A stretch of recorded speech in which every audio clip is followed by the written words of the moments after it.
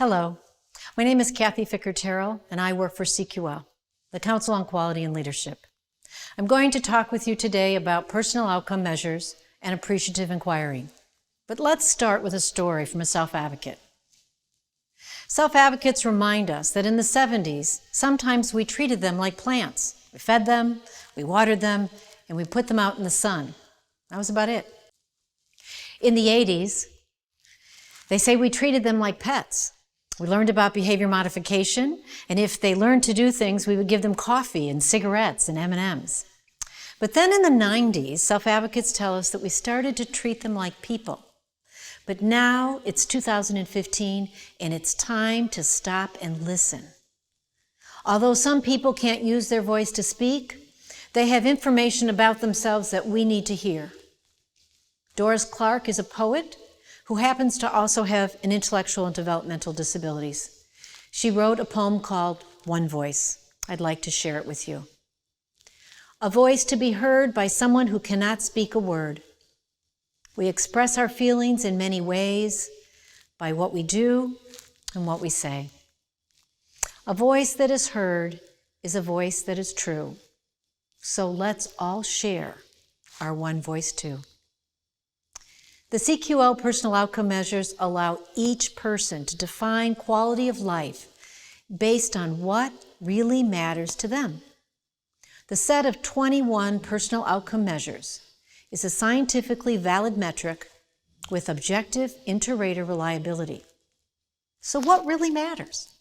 When interviewing a person about the quality of their life, there are no politically correct answers. You should look for heartfelt answers by asking soulful questions.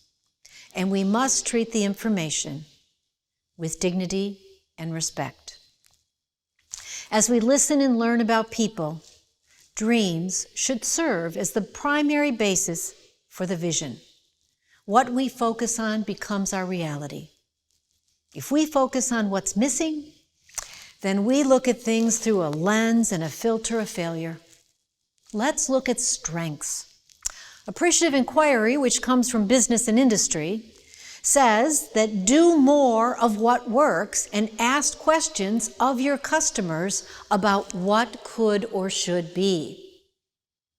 The act of asking questions of a person influences the person in some way. And if we carry parts of the past forward, let's bring what's best about the past. Let's move away from negative social histories to positive stories about individuals.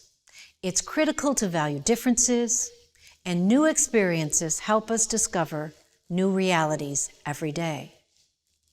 The personal outcome interview should inform the person-centered plan.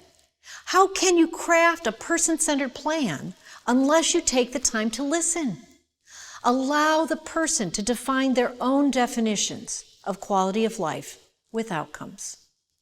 Personal outcomes can serve as a metric for supports and outcomes. So what questions do you ask when you listen? CQL has 20 years of evidence-based learning data from listening.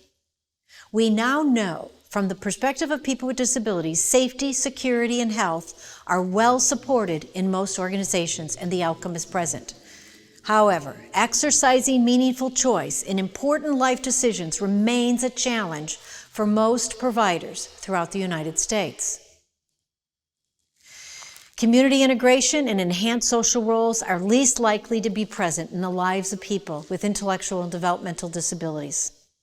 Fewer than half of the almost 8,000 people interviewed said they were exercising choices in a way that was meaningful to them. Participation and interaction in the community were present for about 70% of the people interviewed, so we are making strides there. However, only 56% reported having at least one friend of those interviewed. Less than 40% are fully integrated in the community. 8 out of 10 reported being safe from abuse and neglect. The personal outcome measures interview and decision-making is not a test. The aim is not to achieve 100%. It is a learning tool. One must be open to hearing the person's viewpoint without judgment, taking care not to skew the data. People who are using modes of communication other than the spoken word will benefit from more time being taken to learn about their preferences.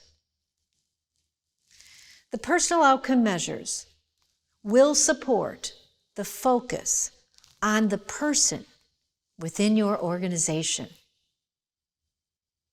We also did a study to determine if there were predictor outcomes. If certain outcomes are present, is it more likely than other outcomes be present? The study found that the outcome of exercising rights, choosing where and with whom you live, choosing where you work, and performing different social roles are predictive outcomes.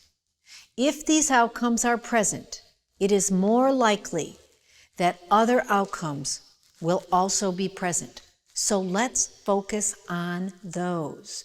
We need to shift the focus from paper and process to learning about outcomes that are important to the individual. And then we need to take that information and use it to inform the person-centered plan. Thank you.